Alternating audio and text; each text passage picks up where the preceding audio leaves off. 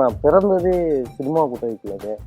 அப்படியா? அதுவும் தலைவர் படம் நீரும் நெருப்பும். சின்ன வயசுல 4 வயசு இருக்கும்போது எங்க அப்பாவுக்கு திடீர்னு பௌத்தொழில் ஆஸ்பத்திரியில் சேர்த்தாங்க. சேர்க்கவும் சரி சின்ன வியாதியாத்தே இருக்கும் போயிடும் அப்படின்னு சொல்லி இது பண்ணா அதான் கேன்சர்னு சொல்லிட்டாங்க. நான் இன்னும் எங்க ஊருக்குள்ளதான் இருக்கேன். உங்க ஊருக்குள்ள ஆமா. இங்க இருக்கிறது மெட்ராஸ்ல இருக்கிறது யாரு? மெட்ராஸ்ல இருக்கிறது வெறும் ஊரு, உடல் உயிர் அங்க மட்டுமே இருக்கா? இருக்கிற சிவகங்கை அந்த ஊர்லயே இருந்தீங்களா? அது பக்கத்துல இருக்கிற கிராமத்துல இருந்தீங்களா? சிவகங்கையிலும் இருக்கிறதுலே ஆவரங்காடுன்னு ஒரு ஏரியா. ம். அந்த தெருவை கேட்டாலே எல்லாரும் பயப்படுவாங்க. ஏன் நீங்க அங்க இருக்கீங்க? நிஜமாவா? நிஜமாக்கா. அடாடா. சும்மா பாலத்துல இருந்துகிட்டு இருந்தா ஒன்னு கூப்பிட்டீங்கப்பா என்ன இங்கிட்டு எங்க தெருக்குள்ள வந்திருக்க, ம். சரி ஒரு 20 ரூபாய் கொடுத்துருக்கோம். சீதா மகன் வரைக்கும் ஏன் வெயிட் பண்ணாரு? ஏன் நந்தா அதுக்கு முன்னாடி படங்கள்லயே ஏன் நீங்க நடிக்கல? சொன்னாரு நந்தாவுல கேரக்டர் இருக்கு வாடா அப்படின்னு. நீங்க என்ன பண்ணீங்க? நான் பயந்துகிட்டு போல, அடிப்பாரு மேற்கொண்டு எதுக்கு அப்படின்னு. திருப்பு முனைன்னா என் வாழ்க்கையில பருத்தி வீரன் ஒரு பெரிய திருப்பு முனை. நம்ம வாழ்க்கை மாறி போச்சு. சோ இங்கிலீஷ்லாம் எவ்வளவு கத்துட்டு இருக்கீங்க? கொஞ்சம் இங்கிலீஷ்ல பேசலாமா? Shall we speak in English? சத்தியமா தெரியாது. இன்கம் டாக்ஸ் கட்டிட்டீங்களா அப்படின்னு கேட்டேன். இல்லையே அப்படின்னு கேட்டேன். அப்படின்னாரு. ஏன் கட்டல இன்கம் டாக்ஸ்னா? அவர் சோதிச்சில்ல, அவர் கேட்கலையா வீட்டுல. மொத்தமா அள்ளிட்டு போயிடுறாங்க. நீங்க பேசும்போது டயலாக் மாதிரியே இருக்காது. நம்ம நிஜமா ஒரு மனிதரை சந்திக்கிற மாதிரி தான் இருக்கும். இந்த மாதிரி யதார்த்தம்லாம் சொல்லி கொடுத்து வராது. நம்ம வாழ்ந்த வாழ்க்கையில இருந்து தான் வரும். ஸோ அதனால உங்களுடைய இளமை பருவம், நீங்க பிறந்து வளர்ந்த ஊர், இப்படி நாங்க உங்களை அப்படியே யதார்த்தமா பாக்குறதுக்கு ஆதாரமா இருந்த உங்களுடைய ஊரை பத்தி எங்களுக்கு சொல்லுங்க. எனக்கு சொந்த ஊரு சிவகங்கை. எங்க ஊர் பக்கத்துல. அதனாலதான் என்னமோ எனக்கு உங்களை ரொம்ப பிடிக்கும். நான் முன்னாடியே சொல்லியிருக்கேன். மத்த எல்லாரையும் விட நகைச்சுவைகளை உங்களோட நடிப்பு எனக்கு ரொம்ப பிடிக்கும். ரொம்ப ரொம்ப நான் உங்க நேரவே அப்ரிஷியேட் பண்ணிருக்கேன். அத ரெண்டாவது நான் பிறந்ததே சினிமா கூட்டணிக்குள்ளங்க. அப்படியா? அதுவும் தலைவர் படம் நீரும் நெருப்பும். உங்க அம்மா பார்க்க போயிருந்தாங்களா? அப்ப நிறமாச கர்ப்பிணியோட போயிருச்சு. திடீர்னு பார்த்தா இடுப்பு ஒழிச்சு இது உள்ளவே இன்ட்ரோலுக்கு மேல எம்ஜிஆர் இப்படி கத்தி சண்டை போட்டுட்டு இருக்கும்போது முத போக மாட்டேன்ட்டாங்களா? நான் படம் முடிஞ்சுட்டே நான் போவேன் அப்படின்னு சொல்லி அப்படி ஒரு பயங்கரமான எம்ஜிஆர் ரசிகர். அதுக்கப்புறம் நீரும் நெருப்பும் நீங்க போய் பாத்தீங்களா? நான் நிறையாட்டி கிட்டத்தட்ட சரஸ்வதி தியேட்டர்லயே ஒரு 50 ஆட்டி பார்த்திருப்பேன். மதுரை சரஸ்வதி தியேட்டர்ல. சினிமா தியேட்டர்லயே பிறந்தீங்க. அதுக்கப்புறம் வாழ்க்கை சினிமா மாதிரி இருந்ததா இல்ல நீரோடை மாதிரி இருந்ததா? சின்ன வயசுல 4 வயசு இருக்கும்போது எங்க அப்பாவுக்கு திடீர்னு பௌத்தொழில் ஆஸ்பத்திரியில சேர்த்தாங்க. சேர்க்கவும் சரி சின்ன வியாதியாத்தே இருக்கும் போயிடும் அப்படின்னு சொல்லி இது பண்ணா திடீர்னு பார்த்தா மதுரை மருத்துவமனையில் ராஜாத்தி மருத்துவமனையில் தான் சேர்த்துருந்தாங்க. பார்த்தா கேன்சர்னு சொல்லிட்டாங்க. சொல்லவும் ஒரு 3.5 வயசு இருக்கும்போது இறந்து போயிட்டாரு. எனக்கு நடந்த பிரச்சனை வேற யாருக்கும் நடக்கக்கூடாதுன்னு நான் கடவுள்கிட்ட இன்னமும் வேண்டிக்கிட்டு இருக்கேன். அப்பா அம்மா சரி, நீங்க வாழ்ந்த கிராமத்து வாழ்க்கை அதை பத்தி கொஞ்சம் சொல்லுங்க. ஏன்னா இப்ப வாழற வாழ்க்கை நகரம், கரண்ட். நான் இன்னமும் மெட்ராஸ்குள்ள இல்லக்கா, நான் இன்னும் எங்க ஊருக்குள்ளதான் இருக்கேன். உங்க ஊருக்குள்ள? இங்க இருக்கிறது மெட்ராஸ்ல இருக்கிறது யாரு? மெட்ராஸ்ல இருக்கிறது வெறும் உடல் மட்டுமே இருக்கிற உயிர் அங்கதான். அப்படியா? அப்ப கூட பார்த்தே நாங்க இவ்வளவு சிரிக்கணும் அப்படின்னா அந்த உயிர் மெட்ராஸ்க்கு வந்துட்டா நாங்க எவ்வளவு சந்தோஷப்படணும். இப்போ கூட தென்காசியில சரத்குமார் சார் படம் ராதாரவி என்ன சொன்னாரு. சரத் சார், நம்மனா 55 வயசு 60 வயசுல சிவத்த தொல்லாயிருச்சுன்னா சினிமா விட்டு போயிடுவோம். ஆனா அந்த கஞ்சா கருப்பு எப்ப பார்த்தாலும் ஒரு பஞ்சாயத்து கேரக்டரு, ஒரு போலீஸ் ஸ்டேஷன் கேரக்டரு, ஒரு களவாணி கேரக்டரு, இப்படி அதுக்குள்ளயாச்சும் உனக்குள்ள எடுத்துக்கிட்டு இருப்பேன் அப்படின்னு. ஏன் அப்படின்னா எதுக்குன்னு இப்படி சொல்றீங்க அப்படின்னு கேட்டேன். இல்லடா, நீ இன்னும் ஊருக்குள்ளே இருக்க, உன் ஊரை விட்டு இன்னும் வெளியில வரல. ஆனா கொஞ்சம் நாலேஜை மட்டும் கத்துக்கணும்னு நீ போய் கத்துனா சினிமா ஒதுக்கி தள்ளி விட்டுருவ. அதனால ஊர்ல இருக்கிறது மாதிரியே யதார்த்தமா பேசு. அண்ணே எப்படி இருக்கிய, அக்கா எப்படி இருக்கிய, சித்தப்பா எப்படி இருக்கிய, இப்படி அந்த ஊருக்குள்ளே மெட்ராஸ். சமீபத்துல நான் எங்க ஊருக்கு போயிருந்தேன். அந்த பாலங்கிறது ரொம்ப பெரிய விஷயம். அதுக்கு அடியில நடக்கிற விஷயம் சரி, அதை கடந்து வருது. ஆனா இப்ப போன உடனே பாலம் ரொம்ப சின்னதா இருக்கு. என்ன பண்றது, கான்ட்ராக்டர்காரர் சுருக்கிட்டாங்க. நம்ம இளமை காலத்துல நல்ல பெரியசா இருந்த பாலங்கள்லாம் இப்ப சுருங்கி போச்சு. உங்க கிராமத்தை பொறுத்த வரைக்கும் சிவகங்கை அந்த ஊர்லயே இருந்தீங்களா? அது பக்கத்துல இருக்கிற கிராமத்துல? சிவகங்கைன்னு இருக்கிறதுலே ஆவரங்காடுன்னு ஒரு ஏரியா. அந்த தெருவை கேட்டாலே எல்லாரும் பயப்படுவாங்க. ஏன் நீங்க அங்க இருக்கீங்க? நிஜமாவா? நிஜமாக்கா. அடாடா.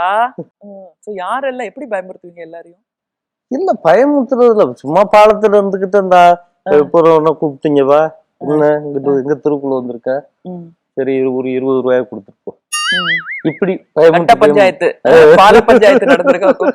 என்னெல்லாம் நினைவுகள்ல இன்னும் பசுமையா இருக்குங்க? சட்ட அளவுக்கு பசுமையா சிவகங்கை ஆவாரங்காட இன்னும் பசுமையா ஞாபகம் இருக்கிற விஷயங்கள் சொல்லுங்க.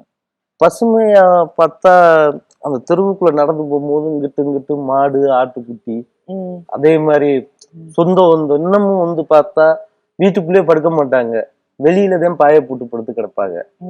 ஒரு சின்ன ஒரு பிரச்சனைன்னா ஊரே ஒண்ணு சேர்ந்துடும். அப்படி இருக்கிற ஒரு பசுமையான விஷயம் வந்து கிராமத்துலதான் இருக்கு. ஏன்னா மெட்ராஸ்ல அந்த மாதிரி கிடையாது. மெட்ராஸ கதவு திறந்துகிட்டு இருந்தோம்னா சாமான் அள்ளி கூடி போயிடுவாங்க. யாரெல்லாம் இன்னும் ஊர்ல இருக்காங்க சிவகங்கையில? இப்ப யாரெல்லாம் இருக்காங்க? எங்க அம்மா இருக்காங்க. எங்க அம்மா பெத்த ஆயா, எங்க ஐயா, எங்க தங்கச்சி, எங்க அண்ணன், தம்பி எல்லாருமே இங்க இருக்காங்க. எல்லாரையுமே சென்னைக்கு கூட்டிட்டு வரல? அவ வந்து இருக்க மாட்டேங்கிறாங்க அக்கா, போயிருவா உடனே. நம்ம ஊர் மாதிரி வசதி கிடையாதுடா. அது 24 மணி நேரம் கதவை அடைச்சுக்கிட்டே மெட்ராஸ்ல கிடக்குறா. அங்கேனா கதவை திறந்து விட்டு இங்கிட்டு உள்ள கதவும் இங்கிட்டு உள்ள கதவையும் கொள்ள கதவையும் திறந்து விட்டா அது வாட்டுக்கா பேசாம எங்கெங்கே பொருள் கிடக்கும் அதுக்குள்ள அப்படி கிடக்கும். ஆனா இங்கன்னா ஆள் பேரு நடமாட்டத்தை பார்க்க முடியல. அப்படின்னா வந்தா மேக்சிமம் எங்க அம்மானா ஒரு 2 ஆட்டி வந்துருக்கும், 3வது ஆட்டி ஓடி போயிருவேன், நீ பஸ்ல ஏற்றி விட்டு நான் போறேன் கிளம்புறேன். அப்படிங்களா? அவங்க வாழ்க்கை மாறவே இல்லையா? இப்ப உங்க வாழ்க்கை மாறி இருக்கும், அவங்க வாழ்க்கை தரம் இல்ல வாழ்க்கையில அவங்க அனுபவிக்கிற விஷயங்கள் எல்லாம் மாறலையா? இன்னும் மாறல. அப்படித்தான் இன்னமும் வந்து அந்த பிரிட்ஜில் வந்து ஏதாச்சும் செவனப்பு வாங்கி போச்சுக்கிறேன், வெத்தலை பாக்கு போடும். இன்னமும் அப்படியே கிராமத்து வாழ்க்கையாத்தான் இருக்கும். ஓகே. அந்த கிராமத்து வாழ்க்கையில இருந்து அந்த சினிமா வாழ்க்கை எப்படி? சினிமா வாழ்க்கை எல்லாத்தையுமே பாக்குறோம். ஏன்னா ரஜினி அண்ணனையும் பாக்குறோம், கமலஹாசன் அண்ணனையும் பாக்குறோம், எல்லாத்தையுமே பாத்துறோம்ல. அது வந்து ரொம்ப பெருமையான விஷயம் இல்ல. உங்களை வந்து இன்ட்ரோடியூஸ் பண்ணது பாலா. ஆனா நீங்க வந்து சொன்னீங்க பாலா உங்களுக்கு நல்லாவே தெரியும், நல்லா தெரிஞ்சவர். எங்கேயோ நீங்க வந்து அப்படி ஷூட்டிங் பக்கம் வேடிக்கை பார்த்துட்டு இருக்கும்போது பிடிச்சி நடின்னு சொல்லல, ஏற்கனவே தெரியும். பிதாமகன் வரைக்கும் ஏன் வெயிட் பண்ணாரு? ஏன் நந்தா அதுக்கு முன்னாடி படங்கள்லயே ஏன் நீங்க நடிக்கல? சொன்னாரு நந்தாவுல கேரக்டருக்கு வாடா அப்படின்னு. நீங்க என்ன பண்ணீங்க? பயந்துகிட்டு போல, அடிப்பாரு மேற்கொண்டு எதுக்கு அப்படின்னு பிதாமகன்ல நடிக்க ஆரம்பிச்சீங்க. ஆனா அதே சமயத்துல பாலா சார் ஆபீஸ்லயே இருந்தீங்க. ஆமா, ஆபீஸ்ல இருக்கும்போது மத்த ப்ரொடக்ஷன் வேலையெல்லாம் கூட நீங்களே பாத்தீங்க. ஆமா. ஓகே. நடிப்புல திட்டு வாங்கிருக்கீங்களா இல்ல ப்ரொடக்ஷன் வேலை பார்க்கும்போது திட்டு வாங்கிருக்கீங்களா அவர்கிட்ட? அவர்கிட்ட அதிகமா சோறு போடும் போதே திட்டு வாங்கியிருக்கேன், அடி வாங்கியிருக்கேன். கல்யாணம் ஆற வரைக்கும், அவருக்கு கல்யாணம் ஆற வரைக்கும். ஆமா. ஏன்னா அவரு சாப்பிடுறதே கொஞ்சோண்டே சாப்பிடுவாரு, அதுல நிறைய வச்சுட்டு அப்படி சாப்பிட்டுக்கிட்டு இருக்கும்போது டப்புனு இப்படி முறைப்பாரு. அதான் சொல்லிக்கிட்டே இருக்கேன், அதிகமா வச்சுக்கிட்டே இருக்க, நீன மாடா எருமை மாடே அப்படின்னு திட்டுவாரு. ஒவ்வொரு நேரம் கோவம் தான் டப்புன்னு அடி விழுகும். அடி ஒண்ணு இடி மாதிரி இருக்கும், பயமா இருக்கு. ஓகே. அந்த பிதாமகன்ல நடிக்கும்போது 2 ஹீரோ. சூர்யா சார் வந்து பார்த்துட்டு சொல்லுவாரு, கருப்பு மானிட்டர்ல சார் காமிச்சாரு, அந்த காமெடி நல்லா இருக்கு அப்படின்னு. அதே மாதிரி விக்ரமனும் சொல்லுவாரு, கருப்பு பாத்தீங்க கருப்பு நல்லா இருக்கு கருப்பு, இப்படி இதை பிக்கப் பண்ணி விட்டுறக்கூடாது அப்படின்னு. அடுத்தது அமீரோட ஒர்க் பண்ண அந்த ராம் அந்த படம், அது வந்து என்னன்னா அந்த இப்ப ஆர்ட் டைரக்டர் செல்லப்பிள்ளைன்னு எங்க அண்ணன், அவர் இறந்து போயிட்டாரு. ராமு, பருத்தி வீரன், பிதாமகன், சேது இந்த படத்துல ஃபுல்லா ஒர்க் பண்ணாரு. அவர் வந்து எனக்கு போன் பண்றாரு, டேய் ஒரு அமீர் உன்னை வர சொல்றாரா, நீ உடனே கிளம்பி போடா அப்படின்னு. சரி நேரம் போனேன். போவோம், இங்க அமீர் சார் ஆபீஸ் இருக்காமல அப்படின்னு. ஆமா இதுதான் மேல அப்படின்னு. உடனே நான் வந்திருக்கோம்னு சொன்னேன். சொல்லவும் அந்த அசோசியேட் டைரக்டர் ஏபிஆர் ராஜன் சொல்லிட்டு உள்ள கூப்பிட்டாரு, இருங்க ஒரு நிமிஷம் உட்காருங்க, நான் சார்ட்ட போய் கேட்டு வந்துருக்கேன். உடனே ஆல்ரெடி எனக்கு வந்து ஒரு மதுரையில் பழைய சினிமாவுக்கு வர்றதுக்கு முன்னுக்க நாங்கன்னா ஒரு இதுல தெரிஞ்சவங்க. சரின்னு நான் பார்த்துட்டு உடனே சொன்னா இவன் சுதாரிப்பா இருப்பேன் அப்படின்னு சொல்லிட்டு கூப்பிட்டு எந்த படத்துல நீ நடிச்ச அப்படின்னு கேட்டார். ஆமா, நீங்களும் படமே பார்த்துருக்க மாட்டீங்க, எத்தனை வாட்டி பார்த்துருப்பீங்க, இப்பதான் உங்க குருநாதர் படம் அப்படின்னு நான் மைண்டுக்குள்ள நினைச்சுக்கிட்டு நடிச்சே காட்டிடுறேனே அப்படின்னு நடிச்சு காட்டுறேன். அவனை வெயிட் பண்ண சொல்லுங்க அப்படின்னு. எங்க டைம் ஆகி போச்சுங்க, நான் அங்கே மீன் வாங்கி வச்சுட்டு வந்திருக்கேன் பாலானி ஆஃபீஸில், அதை நான் மீனை போய் உரசி க்ளீன் பண்ணி அவருக்கு வச்சு கொடுக்கணும் அப்படின்னு. இருங்க ஒரு நிமிஷம் வெயிட் பண்ணுங்க அப்படின்னு. சரி பேசிக்கிட்டு இருந்தாங்க. பேசிக்கிட்டு இருக்கவும் நீ போயிட்டு நாளைக்கு வரணும்.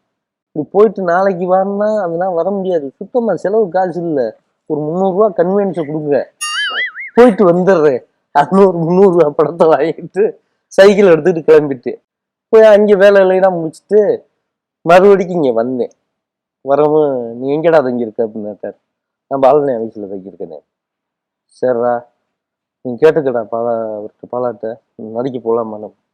அவர் சொல்லிட்டார் நீ எங்கே வேணாலும் போடா, நடிக்கத்தான்டா இங்கே வந்த அப்படின்னு சொன்னேன். சரி நீ பேக் எடுத்துக்கிட்டு இங்கே வா, இது ஒரு பெரிய கேரக்டர் அப்படின்னு உள்ளவே இருந்து எனக்கு ட்ரைனிங் கொடுக்குறாரு. அப்புறம் அவர் சொன்னார், இந்த படத்தில் பெரிய ஆள் ஆயிட்டடா, இதை தக்க வச்சுக்கிட்டு எல்லா இடத்துலையும் இது பண்ணணும்னு. அதே மாதிரி நான் அவர்கிட்ட அடி வாங்கின விதத்தை ஒரு இடத்த மட்டும் என் உயிர் உள்ள வரைக்கும் மறக்க முடியாது. இன்னைக்கு கடைசி டைலாக்கு ராம் படத்துல கிளைமேக்ஸ்ல என்ன பேசுனீங்க அப்படின்னு என்கிட்ட நீங்க கேட்டீங்கன்னா, இவன்தே அவனை கொண்டு சொல்றேன், அவன்தே இவனை கொண்டு சொல்றேன், இவன் அவனுக்குள்ள போறானா அவன் இவனுக்குள்ள போறானா, வாழ வந்தா எதுக்கு நீ கேர்ஃபுல்லா இருறா. வித்தியாசமான ஒரு நடிகர் நீங்க. டயலாக் குடிச்சு படிங்க அப்படின்னு சொல்ல முடியாது, இல்ல இதான் சீன் அப்படின்னு சொல்ல முடியாது, உண்மையா இருக்கணும். So, அதனால நிறைய டைரக்ஷன் டிபார்ட்மெண்ட்ல இருக்கிறவங்களுக்கும் உங்களுக்கும் நல்ல தொடர்பு இருந்திருக்கும். இது சொன்னீங்களே முதல் தடவை சொன்ன மாதிரி கொஞ்சம் பிரச்சனைகள் அடி உத இருக்கலாம், இல்லாட்டா ரொம்ப நட்பு. அப்படிப்பட்ட நட்பு இருக்கிற ஒருத்தர் உங்களை பத்தி என்ன சொல்றாரு பார்க்கலாம். டைரக்டர் கோபி, மலையான் படத்தோட.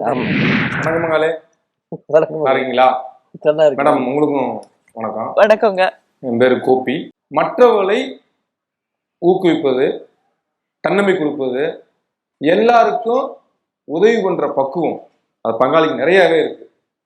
என்ன மாதிரி நான் உதவி இருக்கும்போது அப்புறமா டைரக்டர் ஆகி நிறைய சில நண்பர்கள்லாம் கஷ்டப்படும் போது பங்காளி நிறைய வந்தாங்கன்னா, வீட்டுக்கு வந்தாங்கன்னா, ஆஃபீஸ்க்கு வந்தாங்கன்னா, சாப்பாடு, மாச செலவு காசுகள், கதைக்கு ட்ரை பண்ணுங்க அப்படின்னு எல்லாரையுமே ஊக்குவிப்பார். சரிங்க, சினிமாவில் இருக்கிற உதவிகள் டைரக்டருங்கள் அவங்களெல்லாம் தாண்டி சினிமாவுக்கு அப்பாற்பட்டு இருக்கக்கூடியவர்களுக்கெல்லாமே உதவிகள் நிறைய பண்ணியிருக்காப்புல. அது பங்காளி தெரியும். நானும் ஒரு நாள் 2 பேரும் காரில் போயிட்டு இருந்தோம். காரில் போயிட்டு பார்த்தா பங்காளி பார்த்தா காரில் ஒரு கடையில் பாட்டி டிரைவர்கிட்ட குமார்கிட்ட சொல்லி நிறைய பிஸ்கட்லாம் வாங்கினார். எதுக்கு ஒரு பிஸ்கட் வாங்குறாரு பார்த்தா ஒரு நிறைய பிஸ்கட் 40-50 பிஸ்கட் வாங்கி டேஸ்பர் கொடுத்தாரு. நேராக வண்டிக்கு போயிட்டே இருந்தது. இப்போ நம்ம பார்த்தா சீனில் நின்னோடனே அங்கேருந்து சிலர்லாம் காசு கேட்டு வந்தாங்க. அவங்கள பார்த்த நேரம் வந்தோடனே அந்த குழந்தைக்கு அம்மா வந்தாங்க. இங்கே வாங்க வாங்க கூப்பிட்டாரு. 2 பிஸ்கட் எடுத்து கொடுத்தாரு. இன்னொரு இருந்தாங்க பிஸ்கட் கொடுத்தாரு. கொஞ்சம் அவங்க ஹாப்பியாக வாங்கிட்டு போயிட்டாங்க. சரிம்மா போயிட்டாரு. நான் போனதுக்கு அவர் கேட்டேன், என்ன பங்காளி பிஸ்கட் கொடுக்குறீங்க அப்படின்னு கேட்டேன். சாப்பிட்டு பங்காளி, காசு கொடுத்தா செலவு பண்ணுவாங்க, ஒரு சாப்பாடு நம்ம ஒன்று சேரும்ல அப்படின்னாரு. அது மாதிரி இது மாதிரி ஒவ்வொருத்தரும் காசு தாண்டி பசி ஆத்தணும் அப்படி நினைக்கக்கூடிய ஒரு நல்ல மனிதர். உங்களுடைய எல்லாருடைய வாழ்த்தும் அவருக்கு வேணும். அவர் பெருசா வளர்ச்சி அடையணும், பெரிய அளவில் இருக்கணும். அப்பதான் 4 பேருக்கு அவர் உதவி பண்ணுவாரு. அந்த பக்கம் இருக்கு. வாழ்த்து. ரொம்ப சந்தோஷமா இருக்கு. ஒரு டைரக்டர் வந்து உங்ககிட்ட உங்களை பத்தி சொல்லும் போது ரொம்ப நல்லா நடிப்பாரு, நல்ல ஞாபக சக்தி உள்ளவர், எந்த சீனை சொன்னாலும் நல்லா பண்ணுவாரு அப்படி சொல்லுவாங்கன்னு தான் எதிர்பார்ப்போம். ஆனா டிராஃபிக்ல நிறுத்தி பிஸ்கெட் வாங்கி கொடுக்குறாங்க அப்படிங்கிறத பார்க்கும்போது ரொம்ப சந்தோஷமா இருக்கு. உங்களுடைய நடிப்பு வாழ்க்கையில நீங்க திருப்பு முனைன்னு எதை சொல்லுவீங்க?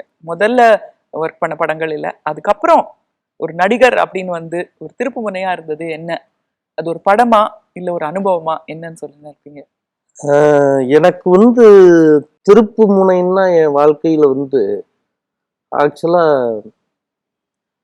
பருத்தி வீரன் வந்து ஒரு பெரிய திருப்பு முனை. இப்ப பேசும்போது கூட ஒரு சிவகங்கை ஊர்ல இருந்து வந்த அந்த பாஷை தான் பேசுறீங்க. இருந்தாலும் சென்னைக்கு வந்தாச்சு, நம்ம வாழ்க்கை மாறி போச்சு. ஸோ இங்கிலீஷ்லாம் எவ்வளவு கத்துட்டு இருக்கீங்க? கொஞ்சம் இங்கிலீஷ்ல பேசலாமா? Shall we speak in English? சத்தியமா தெரியாது. என்ன நீங்க படத்துல எல்லாம் கோட் சூட்லாம் போட்டு இங்கிலீஷ்ல எல்லாம் பிரமாதமா பண்றீங்க. உங்களுக்கு இங்கிலீஷ்ல பிடிச்ச வார்த்தை என்ன, பிடிக்காத வார்த்தை என்ன, அது சொல்லுங்க. ஹலோ, வெல்கம், இதுதான் பிடிக்கும். How are you? அவ்வாரியும் பிடிக்கும். Good morning. குட் மார்னிங் பிடிக்கும். Very bad. வெரி பேட் பிடிக்காது. டெரிபிள். டெரிபிள் பிடிக்காது. Useless fellow. Foolish fellow. அப்படி அது பிடிக்காது. பிடிக்குமா? ஐயோ, அப்படின்னா முட்டாள்னு அர்த்தம். அப்படியா? நீங்களே நீ முட்டாள் ஏத்துக்கிட்டா இங்கிலீஷ் வார்த்தைகள். சோ பேங்க் செக் எல்லாம் போடுறது அதெல்லாம் எப்படி? வந்து ஆக்சுவலா முதல்ல வந்து எனக்கு இந்த செக்கு ஏடிஎம் கார்டுனா என்னன்னு தெரியாது. இப்ப வந்து என்னன்னா என் ஒய்ஃப் வந்து எல்லாத்தையும் கத்து கொடுத்துருச்சு. அப்படியே கத்து கொடுத்துட்டாங்களா? சரி. இந்த செக்லன்னா என்ன போடுறியோ அந்த செக்கை வந்து ஒரு சிராக்சி எடுத்து வச்சுக்க, அந்த நம்பரை கண்டுபிடிச்சு வச்சுக்க, எல்லாமே கரெக்டா இருக்கணும். ஏன்னா போடும் போது இந்த இது பாஸ் ஆயிருக்கு, இது பாஸ் ஆகல, இத சொல்லிக்கிறணும் அப்படின்னு இப்ப என் ஒய்ஃப் தான் எல்லாமே பாக்குது. இப்போ ஊர்ல இருக்கும்போது பேங்க் அக்கவுண்ட் எல்லாம் இருந்ததா, இல்ல இங்க வந்துதான் பேங்க் இங்க வந்துதான் அக்கவுண்ட் எல்லாம் ஓபன் பண்ணீங்க? நீங்களே பேங்க்குள்ள போனீங்க? ஆமா, நீங்களே போய் சொன்னீங்க? நல்லா நல்லா அழகா ஹெல்ப் பண்ணாங்களா உங்களுக்கு? ஹெல்ப் பண்ணாங்க, எல்லாருமே ஹெல்ப் பண்ணாங்க. இன்கம் டாக்ஸ் எல்லாம் கட்டும் போது உங்களுக்கு யாரு வந்து இன்கம் டாக்ஸ் கட்டணும்னு எல்லாம் சொல்லி கொடுத்தது? இன்கம் டாக்ஸ் கட்டுறது வந்து எனக்கு சொல்லி கொடுத்தது வந்து எஸ்.என். ராஜான்னு சொல்லி, அவர் வந்து கருப்பு நம்ம இத்தனை படம் நடிச்சிருக்கோம்னா அது கரெக்டா அவங்க டிடிஎஸ் குடிக்கிறாங்களா, இது பண்றாங்களா, இதை நான் பாத்துக்கிறணும். டிடிஎஸ் எல்லாம் தெரியும். ஏன் சொல்றேன்னா, நான் ஒரு மலையாள படத்துல நடிச்சிட்டு இருந்தேன். அப்போ ஒரு பெரிய நடிகர், இப்ப வந்து நம்ம என்னோட குரூப்ல இருக்கிற ஒரு லேடியை கல்யாணம் பண்ண வரவர், ஆனா எனக்கு தம்பியா நடிச்சிட்டு இருந்தாரு. இப்ப நான் கேட்டேன், என்ன ஜெயன் அவர் பேரு, சொல்லக்கூடாது, தமிழ் படத்துல நடிச்சிருக்காரு, இருந்தாலும் கேட்டேன், அக்கௌண்ட்ஸ் எல்லாம் கரெக்டா வச்சிருக்கீங்களா அப்படின்னு கேட்டேன். அதெல்லாம் பாத்துக்குவாங்க அப்படின்னாரு. படிச்சவர், இத்தனைக்கும் பிகாம் படிச்சிருக்காரு. அப்புறம் இன்கம் டாக்ஸ் கட்டிட்டீங்களா அப்படின்னு கேட்டேன். இல்லையே அப்படின்னு கேட்டேன். அப்படின்னாரு. ஏன் கட்டல இன்கம் டாக்ஸ்னா, அவர் வந்து சோதிச்சில்ல, அவர் வந்து கேட்கலையா வீட்டுல. மொத்தமா அள்ளிட்டு போயிடுவாங்க. கேட்க போறாங்களா? மொத்தமா அள்ளிட்டு போயிடுவாங்க இல்ல.